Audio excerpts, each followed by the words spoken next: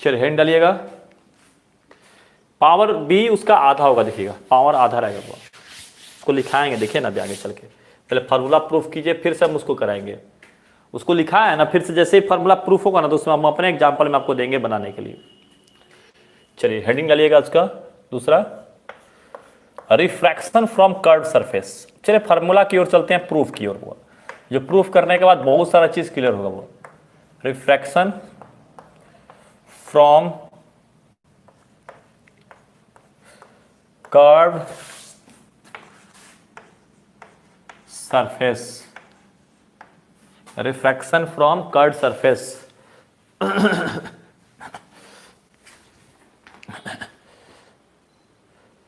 अभी प्रूफ करा रहे, एक कल कराएंगे, अभी एक करा दे रहे हैं, एक कल कराएंगे। वो लिखिएगा, बोर्ड मॉडल डालिए, बोर्ड मॉडल प्रूफ है 5 नंबर का। वो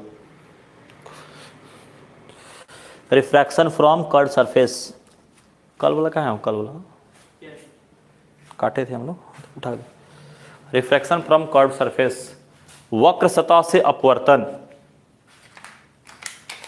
वक्र सतह से अपवर्तन। चलिए बेस्ट एग्जांपल देख रहे हैं, ये सीधा है कि वक्र है, वो कर्व है, ठीक है। वक्र सतह से अपवर्तन देख रहे हैं, ये इसमें आर पर आपको दिखाई दे रहा है, ठीक है। इसमें आर पर दिखाई दे रहा है, मतलब इसमें रिफ्रैक्शन है, और रिफ्रैक्शन उसी चीज में होता है जिसमें लाइट क्रॉस कर जाता है, मतलब ट्रांसपेरेंट हो, पारदर्शी। रिफ्रैक्शन तो है, लेकिन ये जो सरफेस है वो आपका कर्व्ड है। तो इसी फिगर को हम लोग बनाना है जैसे, ठीक है। तो इसी तरह का फिगर को हमें बनाना है, इस तरह का फिगर बना लिए, ठीक है। जैसे ये है, देख रहे हैं यहाँ पर कर्व्ड है, इसमें भी लाइट क्रॉस करके बाहर निकलेगा। चलिए प्रिंसिपल एक्सिस बना देते हैं, चलिए देते हैं इस पर। मान लीजिए यहां पर हुआ आपका एयर, ठीक है। और दूसरी ओर मान लीजिए आपका ग्लास हो या कांच हो, कुछ भी, जिस मान लीजिए दूसरी ओर है ग्लास, ठीक है। यहां से हम एक लाइट रे लेते हैं, ठीक है। तो आपको कहीं से भी लेना है तो सबसे पहले आपको सेंटर से मिलाना होगा, क्योंकि सेंटर से जब आप मिला देते हैं तो वो बन जाता है नॉर्मल। सेंटर से मिला देते तो क्या बन जाता है, नॉर्मल। तो जब नॉर्मल से मिल जाएगा तो ये जो है ये आपका एंगल ऑफ इंसिडेंस हो गया। आज जैसे ही एयर से ग्लास में जाएगा, जैसे मान लीजिए एयर से इधर दूसरे मीडियम में जा रहा है, तो एयर कौन सा मीडियम है, रेयर मीडियम, ठीक है। आज दूसरा और ग्लास कौन सा मीडियम है, डेंसर मीडियम है। तो रेयर से डेंसर की ओर जब भी जाएगा, ठीक है, मान लीजिए रेयर से डेंसर की ओर जा रहा है, तो अपने जो है नॉर्मल की ओर मुड़ने का प्रयास करेगा, ठीक है। अपने कहां मुड़ने का प्रयास करेगा, नॉर्मल की ओर मुड़ने का प्रयास करेगा। अब यदि इधर वाला जो है ग्लास है, सपोज दैट इधर वाला है ग्लास और इधर वाला है एयर, इधर वाला कौन सा है, एयर, ठीक है।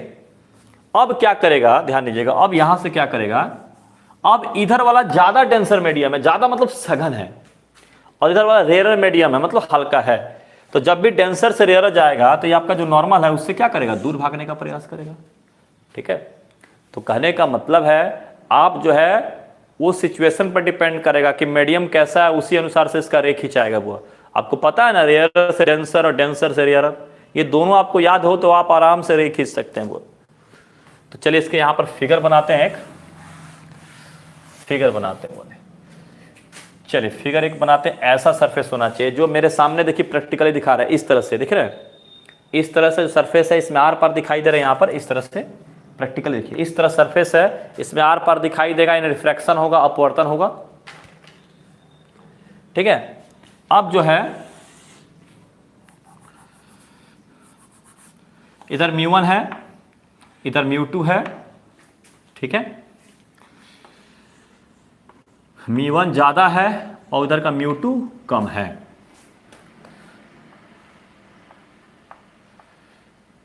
चलिए यहां से यहां तक रे भेजे, यहां इसका सेंटर था C, नॉर्मल से मिला दिए, एंगल ऑफ इंसिडेंस हो गया यहां पर I। तो ये रेयरर से जैसे ही ये रेयरर हो गया ना, ये डेंसर हो गया, ये दूसरा वाला कम है तो रेयरर मीडियम। ये कम है मतलब ज़्यादा है, ये वाला पहला वाला ज़्यादा है तो ये डेंसर मीडियम होगा, दूसरा वाला कम दिए हैं तो रेयर मीडियम, किसी को भी रेयर किसी को भी डेंसर ले सकते हैं, कोई दिक्कत नहीं वो। तो चलिए डेंसर से रेयर जाएगा तो अपने नॉर्मल से दूर भागेगा, तो आगे चल के तो मिलेगा ही। तो चलिए आगे चल के मिला दिए, ये हमारा आर एंगल हो जाएगा, ये एंगल ऑफ इंसिडेंस, ये एंगल ऑफ रिफ्रैक्शन। एक रे सीधे जाएगा वो, तो जो भी रिफ्रैक्शन में सीधे जाता है वो सीधे निकल जाता है वो, ठीक है। तो यहां पर इसका इमेज बनाएगा आई। तो ध्यान दीजिएगा इस पे,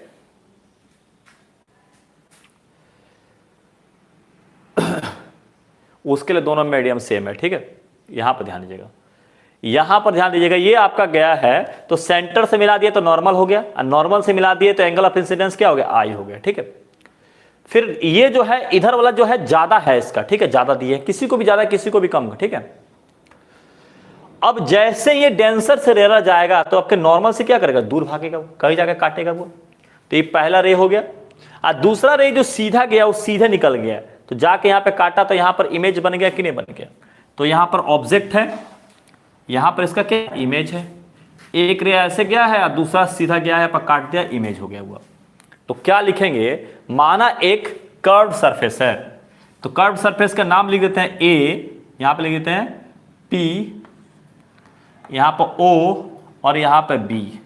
माना पी ओ बी एक कर्व सरफेस है, ठीक है।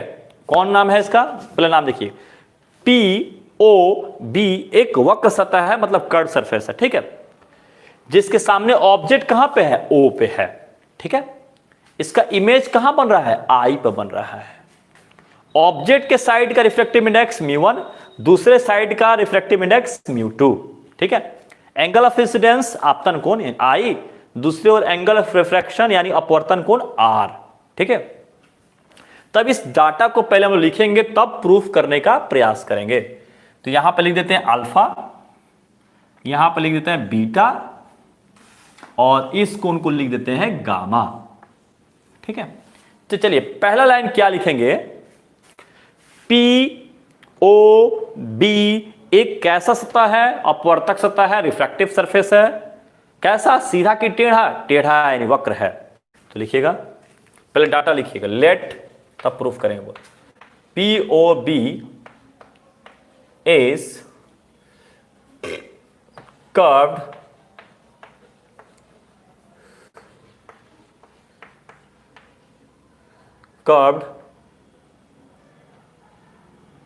refractive surface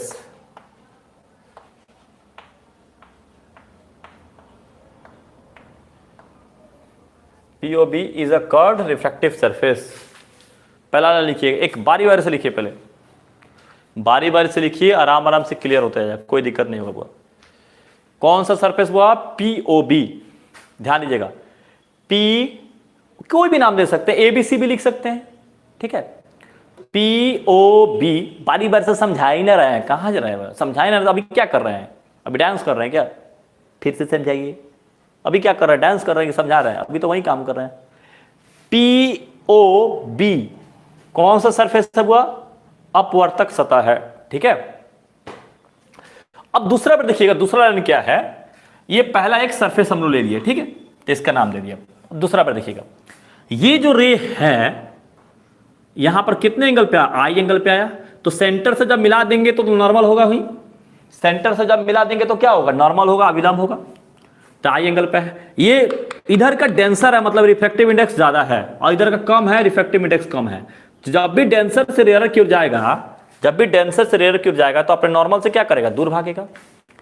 ये दूसरा रे जो गया है बिल्कुल नॉर्मल गया है तो सीधे जाएगा, तो एक रे आपका ऐसे गया है और दूसरा रे सीधे गया है, तो जहां पे कटेगा वहीं पर क्या बनेगा, इमेज बनेगा वो, ठीक है। अब जो है इधर का जो है आपतन कोण आई और इधर का अपवर्तन कोण आर, ठीक है। अब इस कोण का जो है अल्फा बीटा जो है अपना मन से मनमानी रूप से इसको जो है एंगल दे दिए हैं। तो चलिए इसका लिखिएगा, दूसरा स्टेप में लिखिएगा इसका, एक साइड रिफ्रैक्टिव इंडेक्स, ऑब्जेक्ट के साइड का रिफ्रैक्टिव इंडेक्स μ1 और दूसरे साइड इमेज के साइड का रिफ्रैक्टिव इंडेक्स μ2 है। The refractive index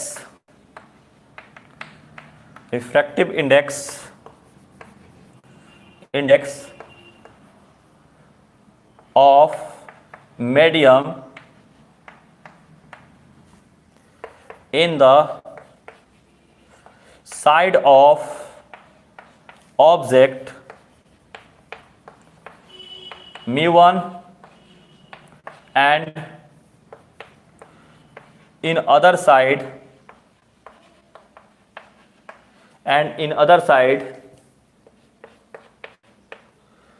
it is μ2 and μ1 बड़ा है और μ2 छोटा है। पहले इतना लिखिएगा, क्या लिखे हैं दूसरा स्टेप में देखिएगा, ऑब्जेक्ट के ओर का रिफ्रैक्टिव इंडेक्स μ1 और दूसरे ओर का रिफ्रैक्टिव इंडेक्स μ2। लाइन में समझिए, अपने हम जो है फिर से फिगर बना के दोबारा आराम से समझा देंगे, बहुत आसान है, इसमें दिक्कत नहीं है। वो पहले इसको पहले उतारते रहिए, फिर हिंदी लिखाएंगे, फिर से फिगर बनाएंगे। वो अभी समझाए नहीं है जो समझ रहे हैं वो, अरे यार क्या मूर्ख वाला बात है, समझाए कहाँ है, बोले ना फिर से फिगर बनाएंगे इसको, पहले इसको लिखिए।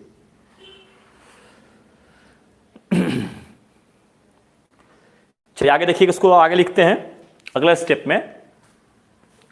चलिए अगला स्टेप में देखिएगा, इसको लिखते हैं। देखिएगा अगला स्टेप में फिगर स्क्रीनशॉट ले सकते हैं, चाहे पीछे बैक करके लिख सकते हैं। अब तीसरे स्टेप में क्या होगा, पहले इसको लिखाने दीजिए, फिर से फिगर बनाएंगे, अभी फिर शुरू से बनाएंगे। वो बात दिमाग में रखिएगा, 2 मिनट वेट कीजिए, शुरू से बनाएंगे। फिर आपका जो है, अब पहला क्या दिए थे, इस सरफेस का हम ध्यान रखिएगा, इस पे फोकस करके रखिएगा, समझा रहे हैं, दोबारा क्लियर हो जाएगा। वो इस सरफेस का हम नाम रखे थे, क्या नाम रखे थे, POB रखे थे, ठीक है। ऑब्जेक्ट के साइड का रिफ्रैक्टिव इंडेक्स μ1 और दूसरे साइड का रिफ्रैक्टिव इंडेक्स μ2। अब यहां पर एंगल ऑफ इंसिडेंस कितना है, I है, और एंगल ऑफ रिफ्रैक्शन कितना है, R है। पहले डाटा सब लिख लेते हैं ना, अब हिंदी लास्ट में लिखाएंगे, वो हिंदी लास्ट में। एंगल ऑफ इंसिडेंस कितना है, I है, और एंगल ऑफ रिफ्रैक्शन कितना है, R है। तो उसको भी लिखिएगा, द एंगल ऑफ इंसिडेंस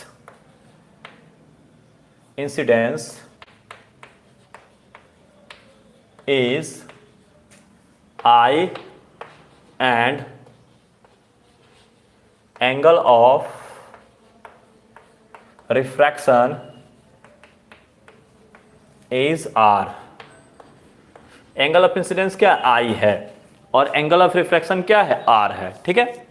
अब दूसरा ध्यान दीजिएगा, अल्फा बीटा एंगल का नाम लिखेंगे, वो PO यहां पर, यहां I लिख देते हैं, A लिख देते हैं, वो A। ऑब्जेक्ट को लिख देते हैं O डैश लिख देते हैं। PO डैश जो है कितना एंगल है, अल्फा एंगल है, तो लिखेंगे एंगल PO डैश C बराबर कितना, अल्फा। इस एंगल का लिखेंगे PCO कितना है, बीटा। इस एंगल को लिखेंगे PIO एंगल जो है वो है गामा, ठीक है। इसका रेडियस है, radius of surface is R, radius of surface बराबर क्या, R। तो चलिए इतना लिख लिया, फिर से देखिएगा, इसको शुरू से कंप्लीट करके रिवाइज करते हैं वो, ठीक है। इसको पहले नोट कर लिए, हिंदी लिखाएंगे, बोलेंगे, अभी जो है बारी बारी स्ट्रक्चर जो है शुरू से फिर से बनाते हैं, वो एक बार समझ में आ जाएगा वो। तो चलिए इसको पहले फटाक से लिख लिए, अब देखिए स्ट्रक्चर को शुरू से बनाते हैं वो, हाँ बोल रहे हैं हिंदी वो। इसको नोट कर लीजिए, फिर से बारी बारी एक एक स्ट्रक्चर बनाएंगे, तूर के आसानी से क्लियर हो जाएगा वो। हमको पता है ना, आप समय दीजिए, हबड़ाइए नहीं कभी भी, जब हम पढ़ा रहे हैं तो हबड़ाइए नहीं, दुनिया हिल जाएगा इधर से उधर, लेकिन ऐसा हो ही नहीं सकता कि समझ में ना आए वो।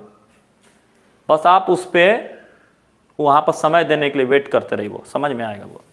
अब हबड़ाइएगा पहले के स्टेप में तो कैसे होगा वो। चलिए देखिए, उसको मिटा के हम बनाते हैं और एक एक लाइन को जो है समझाते जाते हैं, एक एक लाइन जो है फिगर बनाते चलते हैं। देखिएगा, चलिए सरफेस हो गया, चलिए सरफेस का नाम ले लेते हैं वो, ABC भी लिख सकते हैं, PO भी ले लेते हैं, जो लिखा है वही लीजिए, फिर कंफ्यूजन हो जाएगा वो, ठीक है। कौन सा सरफेस है वो, सीधा है कि कर्व्ड है बताइए। अब देखिए ना, एक एक चीज समझ में आएगा। वो सीधा है कि टेढ़ा है? सीधा है कि टेढ़ा है?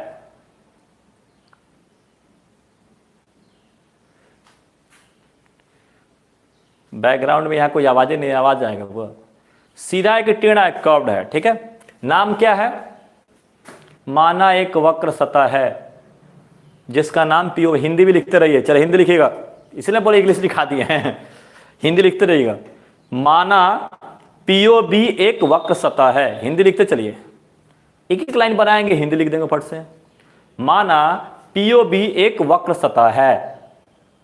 माना पीओ बी एक वक्र अपवर्तक सतह लिखिएगा। माना पीओ बी एक वक्र अपवर्तक सतह है। अपवर्तक सतह इसलिए कि एक लाइट इसको आर पार कर जाएगा, अपवर्तन हो जाएगा वो। माना पीओ बी एक वक्र अपवर्तक सतह है। माना पीओ बी एक वक्र अपवर्तक सतह है। ये दोनों सूत्र प्रूफ हो जाएगा ना, तो आज जो बताए हैं वो आसानी से चुटकी में आ जाएगा वो। माना पीओ बी एक वक्र अपवर्तक सतह है। वक्र अपवर्तक सतह है। कोई दिक्कत बताइए? कोई दिक्कत है इसमें? बोलते चलिए, फटाफट क्लियर करते चलते। कोई दिक्कत नहीं ना इसमें? इस स्टेप में कोई प्रॉब्लम है? ओ डैश मान लेंगे उसको ओ डैश कर लेंगे। जब दो ओ है तो एक ओ डैश है, एक ओ कर लेंगे वो। चलिए, नहीं है।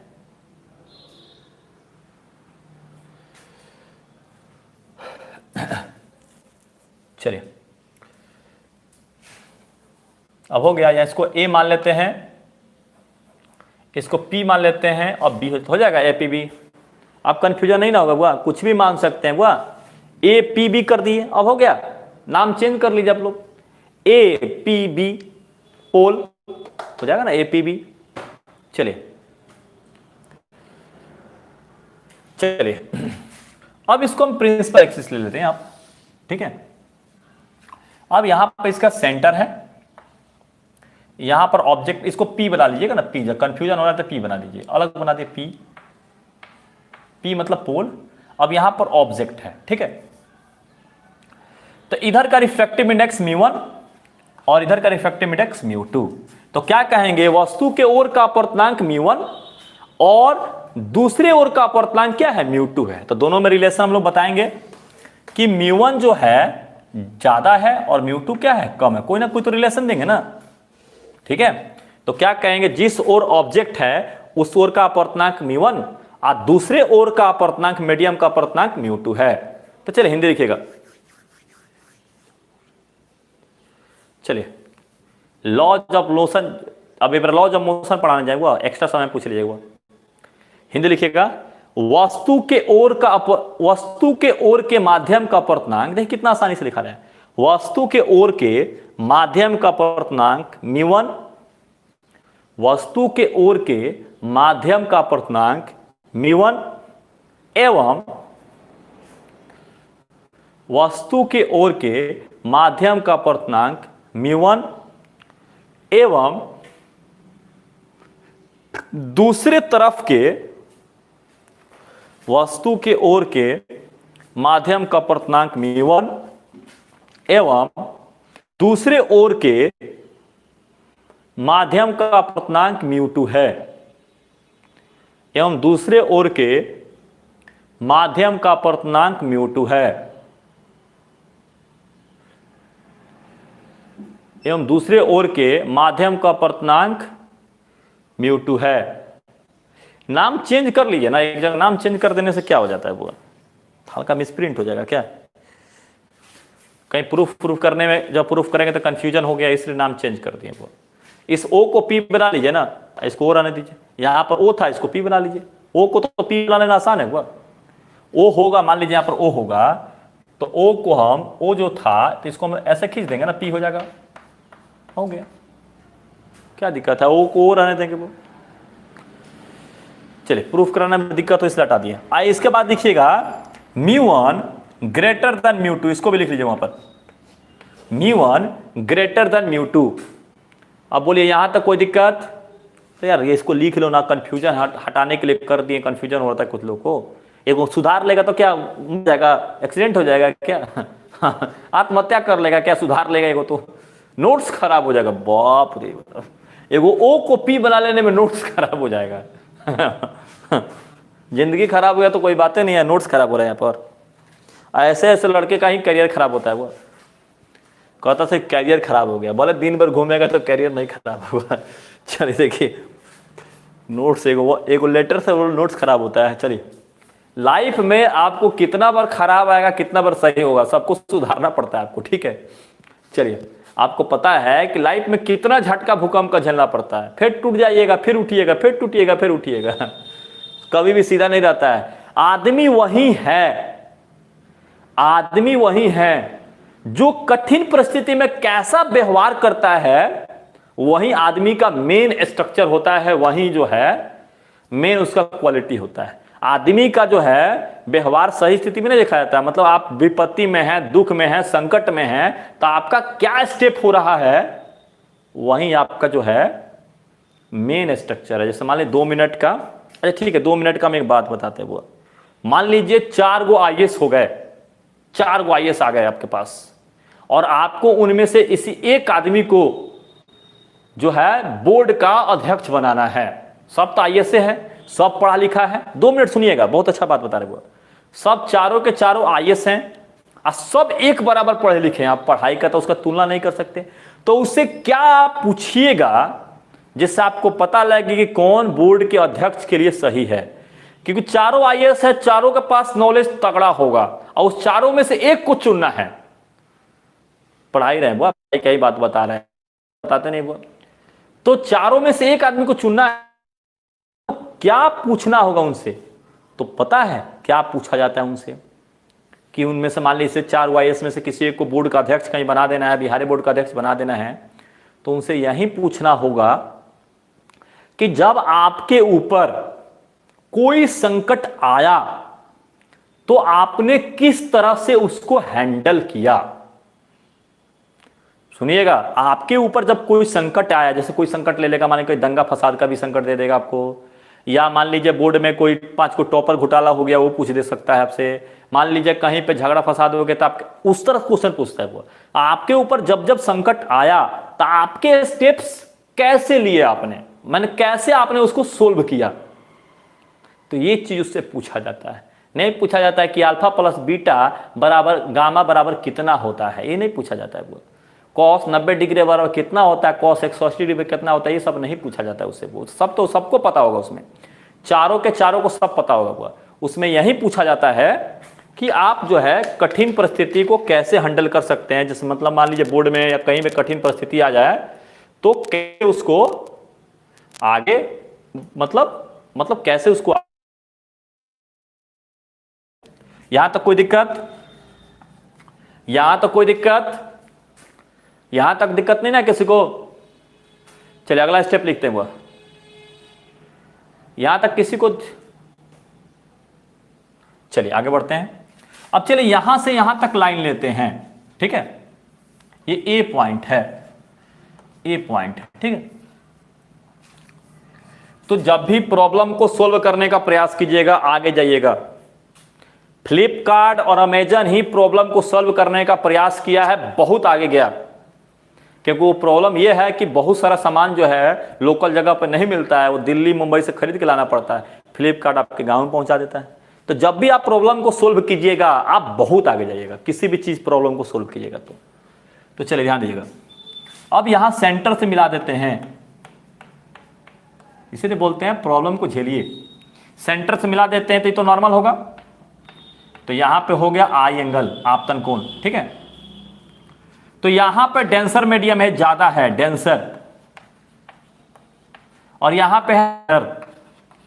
तो बताइएगा, जब डेंसर से रेयर आएगा तो अपने नॉर्मल से क्या होगा? वो जब डेंसर से रेयर जाएगा तो अपने नॉर्मल से क्या आएगा? उसी ओर आएगा कि दूर भागेगा? वो अपने नॉर्मल से क्या करेगा? दूर भागेगा। वो इधर जो है ज्यादा लिए हैं, इधर वाला क्या लिए है? कम लिए हैं। तो जब भी डेंसर से रेयर जाएगा तो ये इसका जो नॉर्मल है, जो सेंटर से मिलाए वही नॉर्मल होता है। तो नॉर्मल से क्या करेगा? दूर जाएगा। तो चलिए दूर भेजते हैं। कोई दिक्कत यहां तक? यहां तक कोई दिक्कत? ये गया है अपने नॉर्मल से दूर गया है। यहां तक कोई दिक्कत? यहां पर आई था तो यहां पर आर हो गया, ठीक है, दूर जाएगा, ठीक है। चलिए अब जो है यहां पर एक जो हो गया, एक तो हो गया, दूसरा लाइन जो है सीधे जाएगा, सीधे जो परपेंडिकुलर जाता है ना, जो लाइन परपेंडिकुलर जाता है वो नहीं मुड़ता है, आपको अपवर्तन ने बताए भी थे वो, ठीक है। जो लाइन परपेंडिकुलर जाता है वो सीधे निकल जाता है, सीधे सीधे निकल गया, यहां पर बना दिया आई, ठीक है। तो अगला स्टेप लिखिएगा। अगला स्टेप क्या लिखेंगे? आपतन कोण कितना है? आई, और अपवर्तन कोण कितना है? आर। अगला स्टेप लिखिएगा, आपतन कोण का मान आई है, अगला कोण लिखिएगा, आपतन कोण का मान आई एवं अपवर्तन कोण का मान आर है। आपतन कोण का मान आई एवं अपवर्तन कोण का मान आर है। आपतन कोण का मान आई एवं अपवर्तन कोण का मान आर है। आपतन कोण का मान आई एवं अपवर्तन कोण का मान आर है। चलिए अब जो है यहां पर जो है एंगल देते हैं अल्फा, यहां पर एंगल देते हैं बीटा, और यहां पर एंगल देते हैं गामा, ठीक है।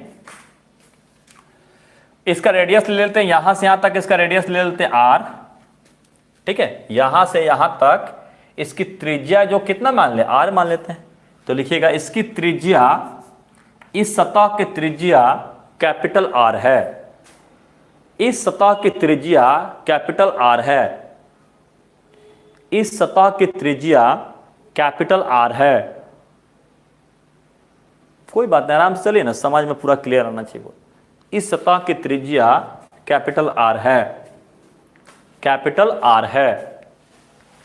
चलिए अब अल्फा को क्या लिखेंगे? यहां पर है ए, यहां पर ओ, यहां पर सी, एंगल ए ओ सी बराबर अल्फा। चलिए इस बीटा को क्या लिखेंगे? एंगल ए सी पी, नाम सुधार लीजिएगा बुआ, ए सी पी बराबर बीटा, ठीक है। दूसरा बार ए आई पी बराबर, ए आई पी बराबर क्या हो जाएगा? गामा, ठीक है। चलिए इसको नोट कीजिएगा। एंगल लिखने आता है ना वो, सातवां में लिखा था एंगल लिखने।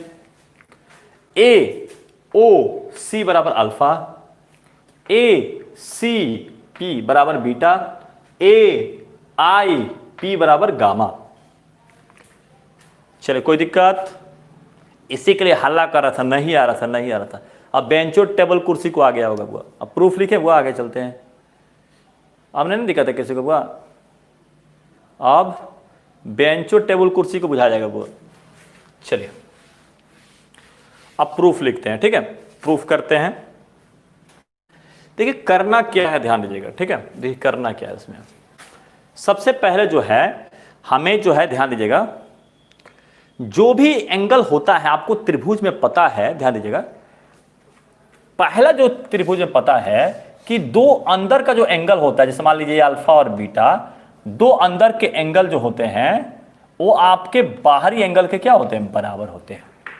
तो अल्फा और बीटा जोड़ने के बाद किसके बराबर हो जाएगा? गामा के। देखिए इस त्रिभुज का नाम देखिएगा, ए और आई इंटरनल एंगल है, और इसमें बीटा कौन सा एंगल है? बाहरी एंगल है। तो ध्यान दीजिएगा, हम आसानी से उसको क्लियर कर रहे हैं। देखिएगा इस पर लिख रहे हैं बारी बारी से। आपको त्रिभुज में दो अंदर का एंगल पिछला बार बताया था, दो अंदर के एंगल बाहरी एंगल के क्या होता है? बराबर होता है, ठीक है। अब लिख दिया तो फिर चेंज करना पड़ेगा, बहुत लोग लिख लिए होंगे, सुधार लीजिए ना बुआ। अब फिगर नोट कर पीछे किए होंगे तो नाम केवल सुधार लीजिएगा बुआ। चलिए प्रूफ करते हैं बुआ, नाम सुधार लीजिएगा बुआ। ठीक तो हो गया ना, वो अलग अलग हो गया, कंफ्यूजन बिल्कुल नहीं होगा बुआ। नहीं तो पिछला बार कंफ्यूजन होता है इसलिए हटा दिए बुआ, एक वो डैश फिर वो कंफ्यूजन हो जाएगा बुआ। दिक्कत हो रहा तो फिगर फिर से बना लीजिए, क्या दिक्कत है? आपको समस्या नहीं है तो पिछला में नाम चेंज कर लीजिए, या नहीं तो फिगर फिर से बना लीजिए। प्रॉब्लम हो रहा था इसलिए फिगर फिर से बनाया बुआ। अब डाटा खत्म हो गया, क्या कहानी आप सुनाते हैं? आपके दर्द हम सुनेंगे ना बुआ तो समुंदर भर जाएगा, फिर समुंदर भी कम पड़ेगा। आप लोगों के पास इतना गम या दर्द है वो, तो उस दर्द को छुपा कर रखिए वो। चलिए ध्यान दीजिएगा, इस त्रिभुज का नाम रखते हैं ए ओ सी। कौन सा त्रिभुज हुआ? ए ओ सी। तो लिखेंगे इन ट्रायंगल ए ओ सी। कौन सा त्रिभुज? ए ओ सी।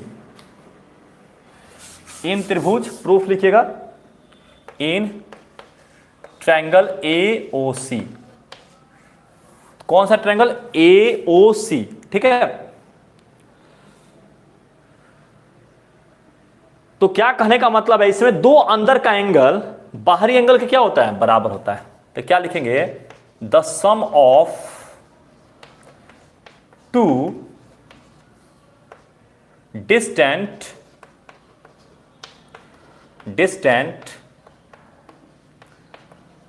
internal angle will be equal to external angle will be equal to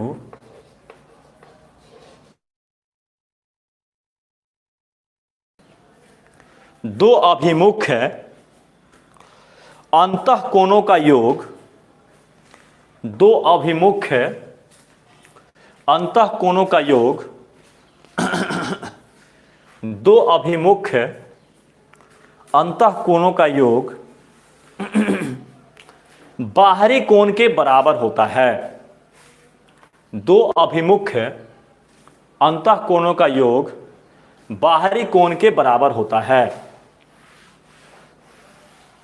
चलिए इसको थोड़ा सा हम इसको एग्जांपल देके समझा देते हैं क्या होता है। दो अभिमुख अंतःकोणों का योग बाहरी कोण के बराबर होता है। जैसे मान लीजिए 60 डिग्री और ये भी 60 डिग्री। तो चलिए यहां वाला बाहरी कोण जो मतलब ये दोनों अंदर के एंगल से दूर हो। देखिए बाहरी कोण यहां भी हो सकता है, बाहरी कोण यहां भी हो सकता है, बाहरी कोण यहां भी हो सकता है। ठीक है, तो वहीं बाहरी कोण लेना है, एंगल लेना है जो इन दोनों एंगल से क्या हो? दूर हो। तो चलिए यहां का जो बाहरी कोण है इन दोनों के जोड़ के क्या होगा? बराबर 60 और 60 120 हो जाएगा वो। ठीक है, अब देखिएगा यहां पर दिया है 30 60 और यहां पर दिया है 30। ठीक है, और ये एंगल हमें जो यहां पर निकालना है। ठीक है, तो ये जो एंगल है इन दोनों से ही क्या है? दूर है। तो ये बाहरी कोण इन दोनों के क्या जोड़ के बराबर होगा। तो 60 और 30 कितना हो जाएगा? 90 हो जाएगा। ठीक है, अब जो है मान लीजिए हमें निकालना है यहां पर, तो इसको तो छोड़ देना है, इसके बगल वाला नहीं लेना है, इसके दूर वाला। तो 90 और 60 यहां पर बाहरी एंगल 150 हो जाएगा वो।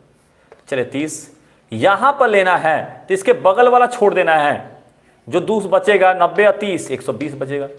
तो जब भी बाहरी एंगल लेना है, बाहरी एंगल जोड़ना है, तो अंदर के दो एंगल लेना है, लेकिन वो दो एंगल उसको टच नहीं करना चाहिए, दूर वाला चाहिए वो। ठीक है, तो चलिए इसमें यूज करते हैं कंसेप्ट को, थोड़ा सा समझा दिए हैं कंसेप्ट को। इसमें देखिएगा, इस ट्रायंगल में देखिएगा, इस ट्रायंगल में देखिएगा, पूरा क्लियर आएगा वो।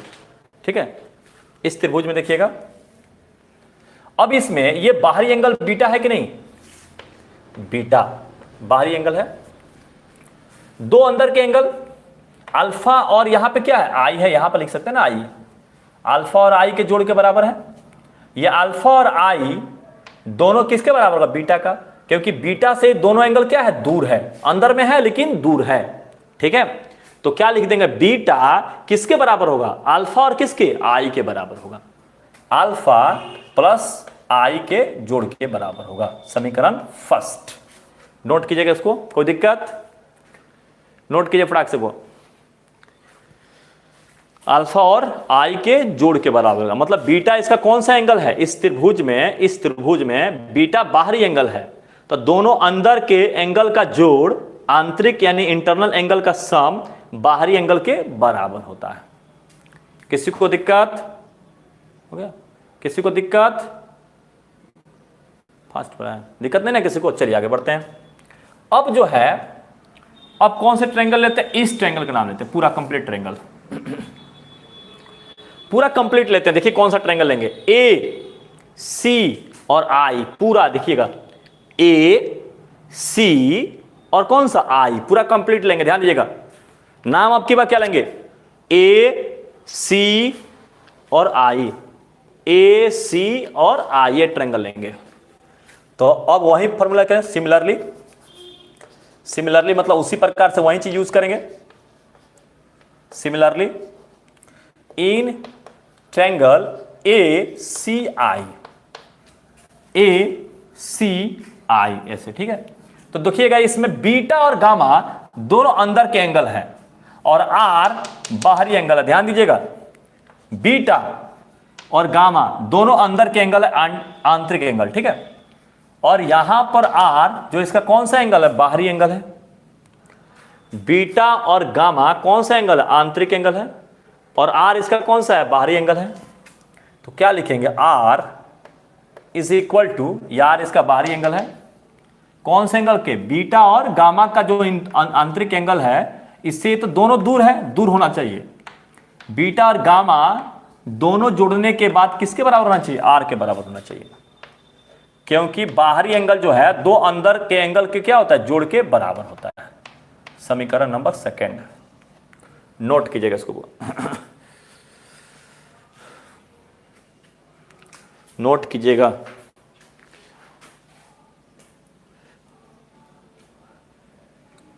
अभी तक कोई दिक्कत, अभी तो इतना ही किए हैं,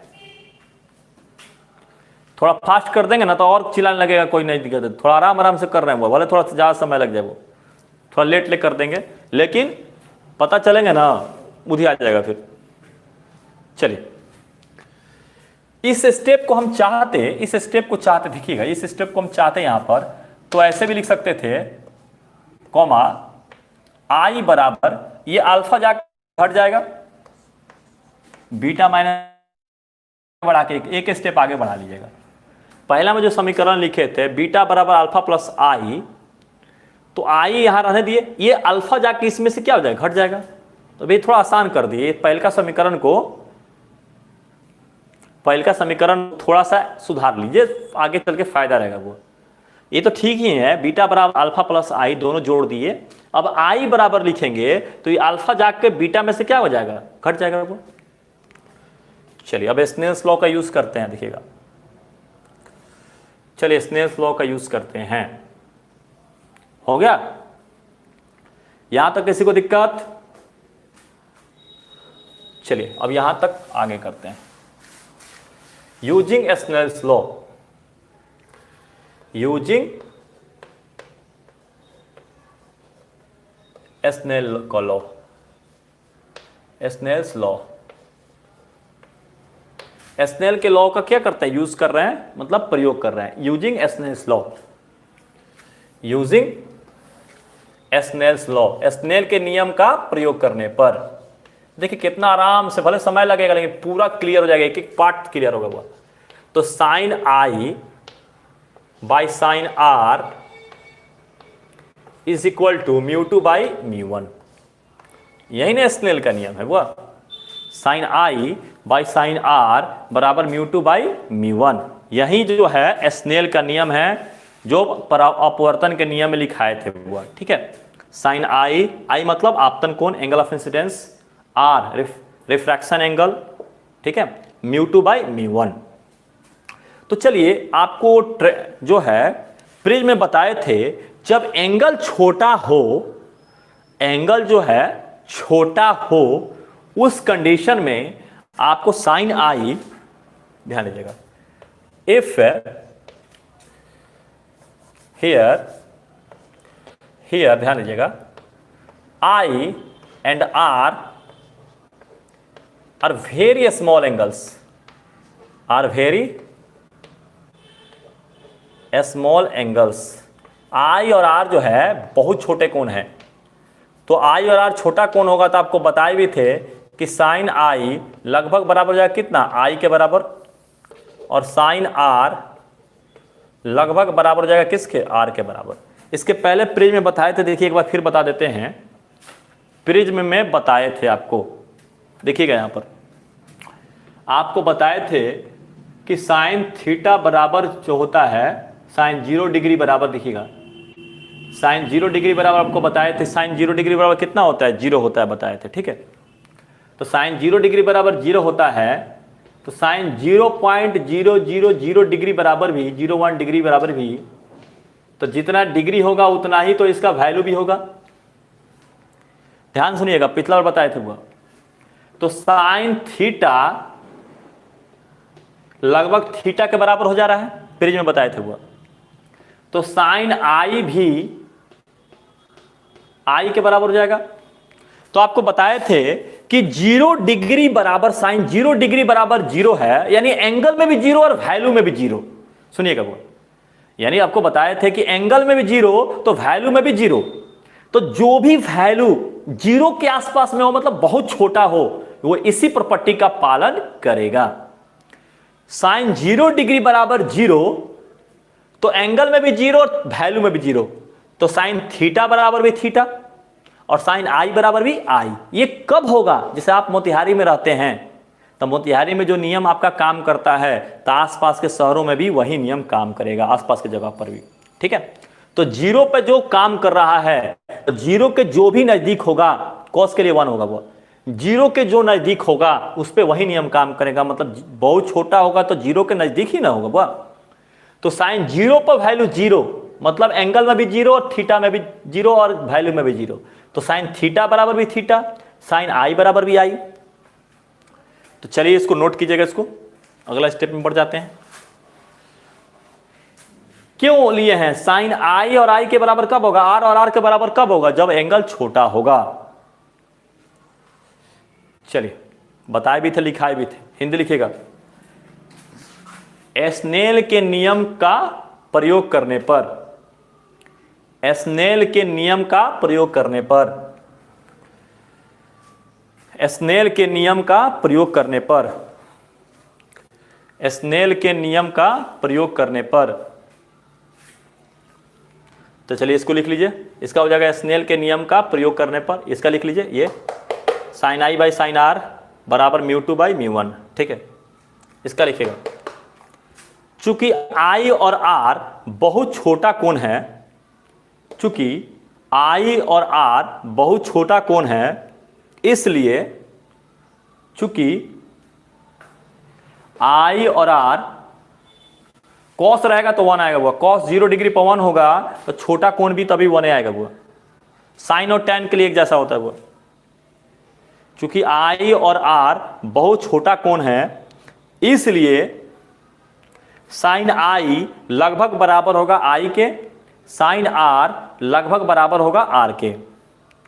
चूंकि साइन आई और आर बहुत छोटा कोण है, इसलिए साइन आई लगभग बराबर होगा आई के, साइन आर लगभग बराबर होगा आर के।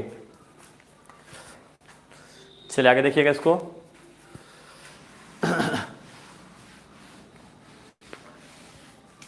चलिए देखिएगा, आगे देखते हैं इसको।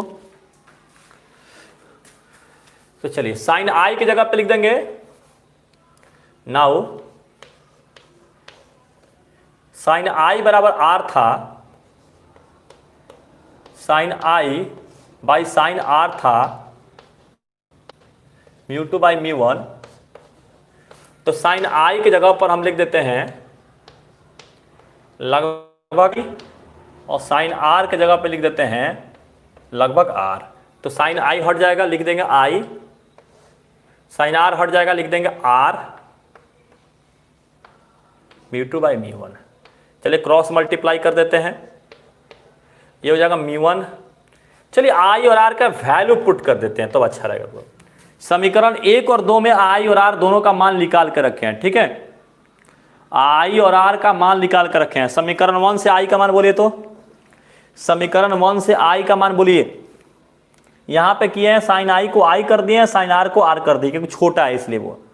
साइन थीटा थीटा के बराबर भी देखते हैं, साइन 0 डिग्री 0 के बराबर रहता है, मतलब एंगल में भी 0 वैल्यू में भी 0। तो उसी तरह साइन आई भी आई के बराबर होगा। ठीक है, इसका मतलब आई जो है बहुत छोटा है, 0 के नजदीक है। चलिए समीकरण 1 से आई का मान बताइए, क्या हुआ आई का मान? Beta minus alpha. Very good, beta minus alpha. चलिए आर का मान बताइए समीकरण 2 से, आर का मान बताइए समीकरण 2 से। समीकरण 2 से आर का मान लिख दें। क्या होगा आर बराबर, यहां है नहीं आर बराबर बीटा प्लस गामा होगा, यहां पे खुद दिख रहा है आर बराबर क्या होगा, बीटा प्लस गामा होगा। समीकरण बीटा प्लस गामा होगा वो आर बराबर ये बीटा प्लस गामा, यहां पर दिख रहा है फिगर में वो आर बराबर बीटा प्लस गामा।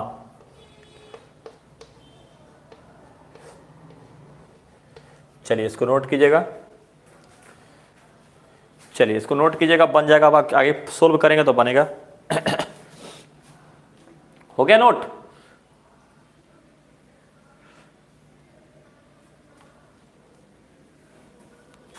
हो गया?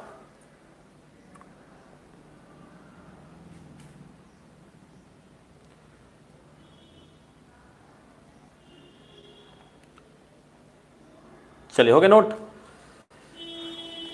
अब चलिए क्रॉस मल्टीप्लाई करते हैं इसको, क्रॉस मल्टीप्लाई इधर से क्रॉस मल्टीप्लाई करते हैं। तो इसको करेंगे तो b1 बीटा इंटू म्यू1, चलिए इसको करेंगे अल्फा से तो माइनस अल्फा इंटू म्यू1, ठीक है। चलिए इसको करते हैं, देखिएगा इसको क्रॉस मल्टीप्लाई करते हैं तो क्या होगा, बीटा इंटू म्यू1 फिर हो जाएगा अल्फा इंटू म्यू1 बराबर, फिर इसको करते हैं बीटा इंटू म्यू2, फिर इसको करते हैं गामा इंटू म्यू2, ठीक है। तो चलिए इसको और इसको एक जगह पर ला देते, ठीक है। तो चलिए इस गामा को इधर लाते हैं, गामा को इधर लाते हैं तो gamma into mu two minus alpha into mu one, और ये बीटा इधर आ जाएगा, एक साल बीटा इंटू म्यू2 माइनस ये आ जाएगा बीटा इंटू म्यू1। चलिए समीकरण नंबर 3 उतार लीजिए उसको, समीकरण नंबर 3 आएगा। इसमें कुछ नहीं किए हैं, बस इसको क्रॉस मल्टीप्लाई किए हैं, इसमें कुछ नहीं किया, अभी क्रॉस मल्टीप्लाई करके अपना जो है चेंज किए हैं, बस जो है तिरछा तिरछी गुना किए हैं वो इसमें।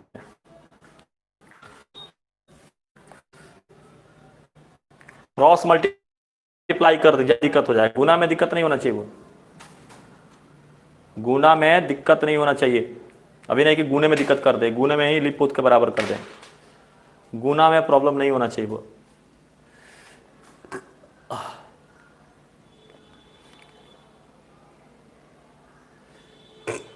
चलिए अब सबका मान लिखाते हैं वो, समीकरण नंबर 3 पे वो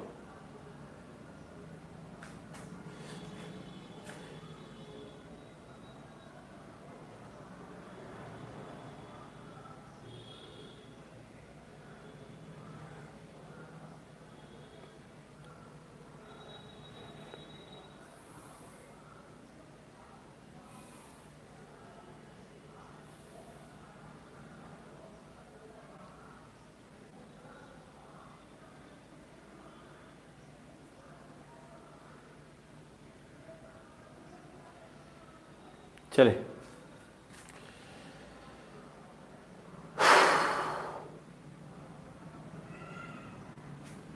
यहां पर माइनस होना चाहिए इसका, यहां माइनस लगा लीजिएगा, यहां पर माइनस का है, इसका इधर आएगा तो ये माइनस यहाँ छूट गया, माइनस लगा लीजिएगा। ये जब इधर आएगा तो माइनस होगा, यहाँ पर हो गया।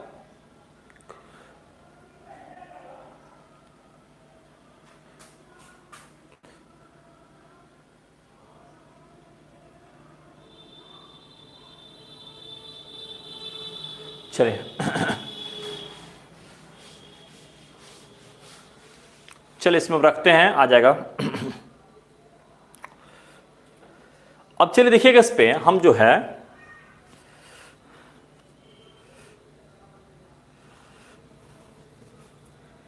चलिए अब इसमें हम पुट करते हैं इसके सिंबल को, इसको डाटा के रखते हैं वो, ठीक है। तो चलिए अब अल्फा बीटा गामा का जो है वैल्यू निकालते हैं, अल्फा बीटा और गामा का वैल्यू निकालते हैं।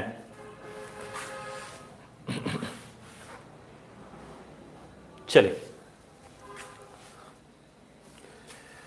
नाउ tan अल्फा भी बराबर होगा अल्फा के। क्यों बराबर होगा? साइन 0 डिग्री में 0 होता है तो साइन आई भी आई के बराबर होता है। तो tan 0 डिग्री भी 0 होता है तो tan अल्फा भी अल्फा के बराबर होगा वो। क्योंकि जब 0 पर वैल्यू 0 और एंगल में भी 0, तब वैल्यू में भी अल्फा और एंगल में भी अल्फा। बशर्ते ये होना चाहिए कि जो अल्फा का वैल्यू होना चाहिए वो किसके नजदीक होना चाहिए? 0 के आसपास में होना चाहिए। ठीक है, साइन 0 बराबर भी 0 होता है तो साइन आई बराबर भी किसके बराबर होगा? आई के। कब? जब आई और 0 क्या हो, मतलब एक जैसा हो, मतलब एक ही के वैल्यू के आसपास हो। ठीक है, तो चलिए अल्फा का वैल्यू निकालते हैं। चलिए अल्फा का वैल्यू निकालते हैं। तो tan थीटा बराबर क्या होता है? लंब बटा आधार। तो इसको लंब क्या लेंगे? AP, और आधार क्या हो जाएगा? OP, AP by OP। ठीक है, tan बीटा बराबर भी, क्योंकि tan में भी वही फैसिलिटी है जो साइन में भी है। वो tan में भी 0 का वैल्यू 0 के बराबर हो जाता है, वो कॉस में नहीं होगा वो। तो चले बीटा बराबर tan थीटा बराबर लंब बटा आधार होता है, तो इसका लंब क्या होगा? AP, और आधार क्या होगा? PC, AP by PC। ठीक है, चले गामा। तो गामा भी गामा के बराबर होगा। इसका लंब कितना होगा? AP, और आधार क्या हो जाएगा इसका? P जाएगा। ठीक है, इसको नोट कीजिएगा, इसको कीजिएगा बुआ। कॉस आर आर के बराबर नहीं हो सकता है, क्योंकि 0 0 के बराबर नहीं होता। देखिए उसको कॉपी रखो, क्योंकि आर आर आर के बराबर नहीं होता है, उसको 0 0 के बराबर नहीं होता है, इसलिए नहीं होता है वो। चलिए इसको उतारिएगा।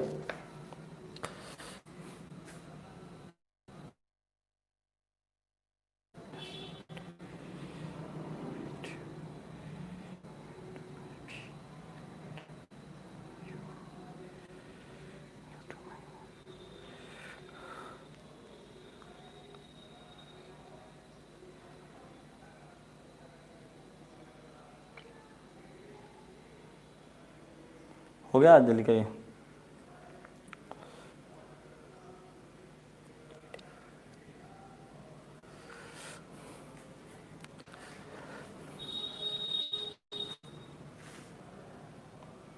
चलिए हो गया। चलिए अब अगले स्टेप में इस वैल्यू को रखते हैं।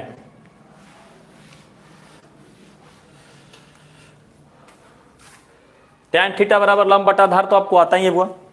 tan थीटा बराबर लंब बटा आधार। ठीक है, तो लिखिएगा पुटिंग, दिक्कत होगा तो पूछ लीजिएगा, भले लेट कितना हो जाएगा। This value in equation third. इस वैल्यू को किस में रखते हैं? इस इक्वेशन थर्ड में रखते हैं वो। तो इक्वेशन थर्ड क्या था वो?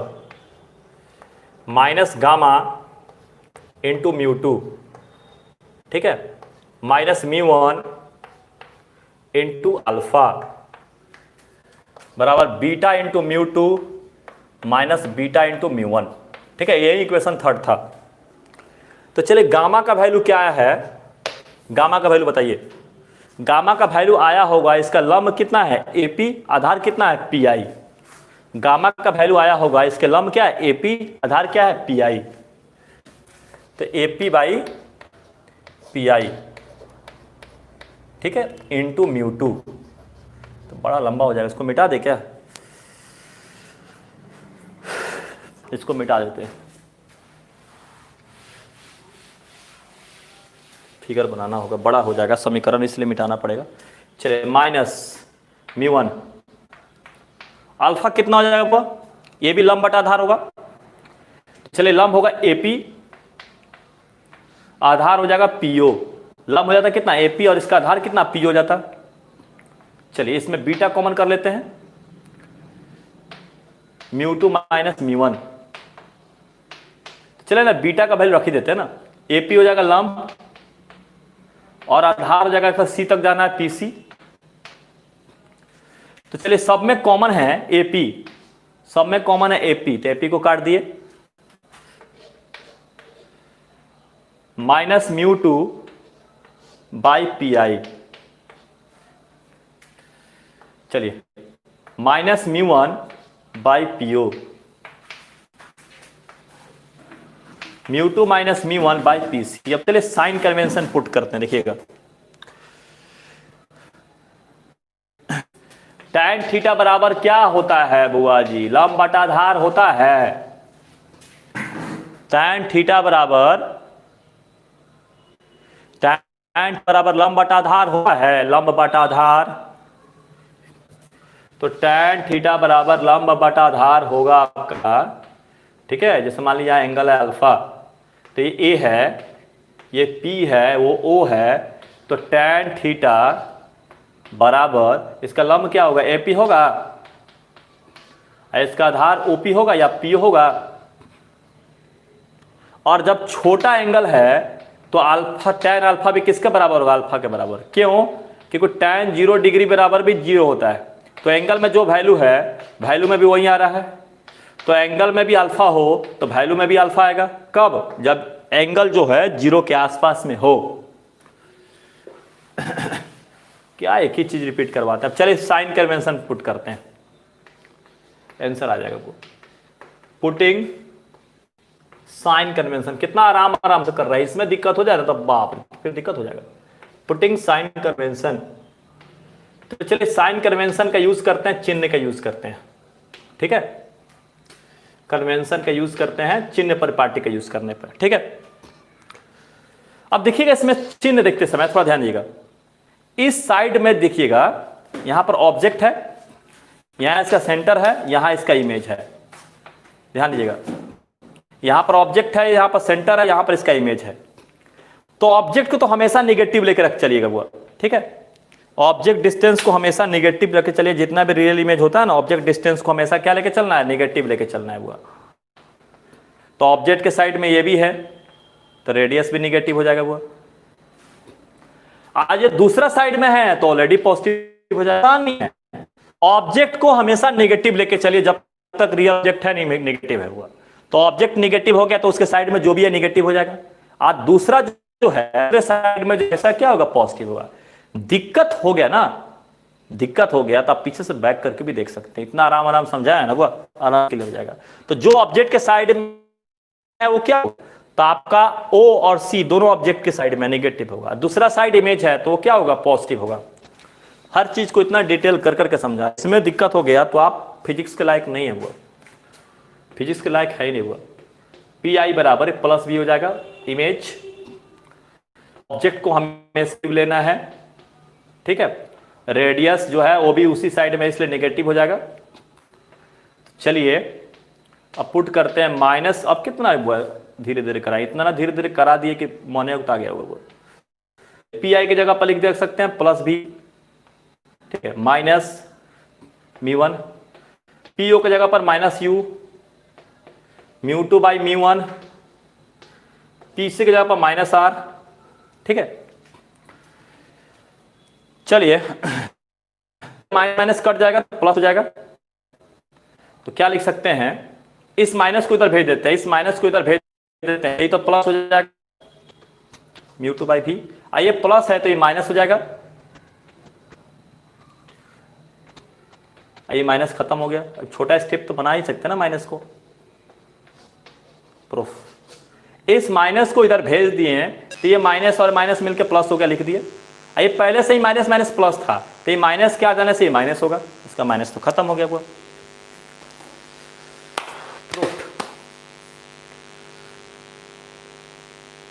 साउंड नहीं आ रहा हुआ, बड़ा मेहनत लग गया हुआ, 1 घंटा लग गया प्रूफ कराने में हुआ। 1 आवर का समय लग गया प्रूफ कराने में, 1 घंटा का समय लग गया। अब 1 घंटा में नहीं प्रूफ हो। पी आई बराबर प्लस भी, पी आई इमेज डिस्टेंस है, प्रतिबिंब दूरी, या प्रतिबिंब दूरी को भी से दर्शाते हैं, वस्तु दूरी को यू से दर्शाते हैं। प्रतिबिंब दूरी है इसलिए। आइए दूसरा साइड में है प्लस, इसलिए है, ध्यान दीजिएगा प्लस क्यों है। ये C है, ये O है, इधर I है। तो जिस साइड में ऑब्जेक्ट है तो निगेटिव तो होता ही है, तो उसी साइड में आपका ये सेंटर, ये तो भी निगेटिव होगा, ठीक है। और दूसरा साइड में होगा वो तो क्या होगा, पॉजिटिव होगा। तो ऑब्जेक्ट भी निगेटिव, सेंटर आर भी निगेटिव, दोनों एक साइड है, ऑब्जेक्ट के साथ साथ जो भी होगा वो नेगेटिव होगा, दूसरा साइड में जो गया वो पॉजिटिव हो जाएगा वो। तो ऑब्जेक्ट और ये ऑब्जेक्ट का जो डिस्टेंस है पीओ वो नेगेटिव दे दिया है, पीसी सेंटर है मतलब रेडियस ए भी नेगेटिव दे दिए, अब पी आई इमेज डिस्टेंस भी से दर्शाते हैं, प्लस हो गया, दूसरे साइड में है।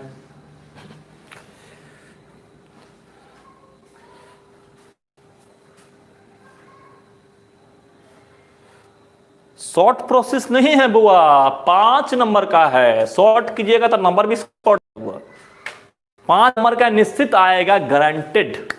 इस पर लिख दीजिए प्रिंटेड क्वेश्चन। नहीं समझ में आया दोबारा रिपीट कर लिए, 13 बार रिपीट कर लिए, 4 बार रिपीट कर लिए, वीडियो तो आपके पास रहेगा ना, वो यूट्यूब पर रहेगा, 4 बार रिपीट कर लीजिए, लेकिन इसको रिपीट करके समझ लीजिए, क्योंकि आएगा बोर्ड में पक्का, बोर्ड में पक्का आएगा वो, गारंटेड। इस साल आया था इस साल के पिछले साल, मतलब याद नहीं है लेकिन आया था वो, इस साल होगा तो पिछले साल जरूर आएगा वो। आपको दिक्कत हो रहा है तो एक बार वीडियो को फिर से रिपीट कर लीजिएगा शुरू से। वो क्वेश्चन पूछेगा, इस फार्मूला को पूछेगा, कैसेगा, किसी सतह के लिए प्रूफ कीजिए mu two by v minus mu one by u बराबर mu two minus mu one r को प्रूफ कीजिए।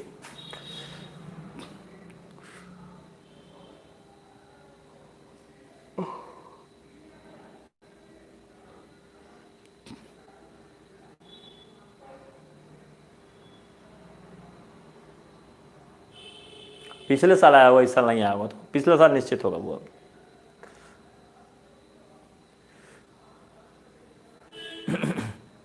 हो गया ना बुआ, बाप रे बड़ा देर पढ़ा दिया आज। चलिए रहने देते हैं बुआ, आप लोग फीस जमा कीजिए बुआ, फीस जमा इतना फिर भी आप लोग फीस जमा नहीं कर रहे हैं बुआ, फिर पढ़ाने में मन नहीं लगेगा हमको भी। आप लोग बोल दिए हैं सोमवार से पहले जिसका बाकी है वो जमा कर लीजिए बुआ, ना तो फिर पढ़ाने में हमको मन नहीं लगे, इतना मेहनत करें पैसा आई नहीं बुआ, तो फिर दूसरा काम में इतना मेहनत करेंगे तो पैसा तो आएगा ना बुआ, फिर लॉकडाउन खुलेगा तो हम काम करेंगे, क्यों करेंगे बुआ। तो इसलिए जो है आप लोग जिसका फी बाकी है वो कर लीजिए बुआ, जिसका फी बाकी है वो लोग कर लीजिए बुआ। चलिए रहने देते हैं बुआ, फी बकाया है वो जमा कर लीजिए अपना, सोमवार से हम बंद कर देंगे बुआ, जो जमा कर दिए उसके लिए कोई दिक्कत नहीं, जो नहीं जमा किया उसके लिए बोल रहे हैं वो।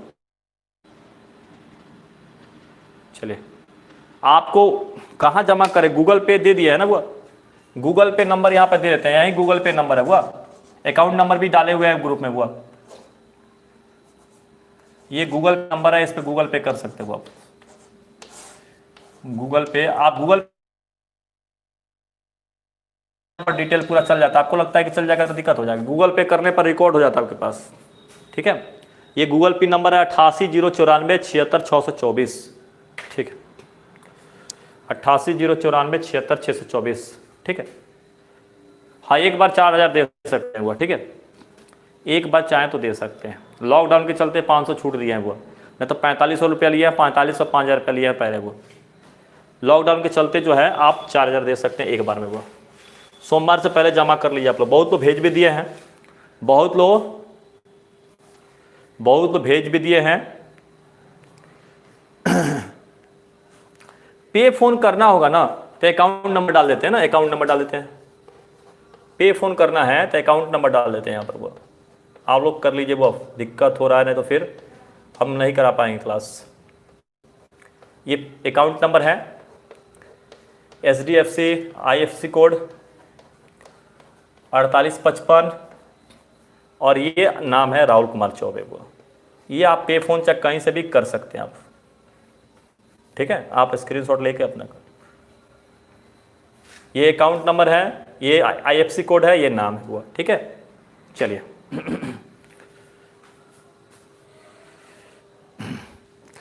5000 देने के लिए थोड़े है हुआ, चलिए लिखिएगा इसको, दे हुआ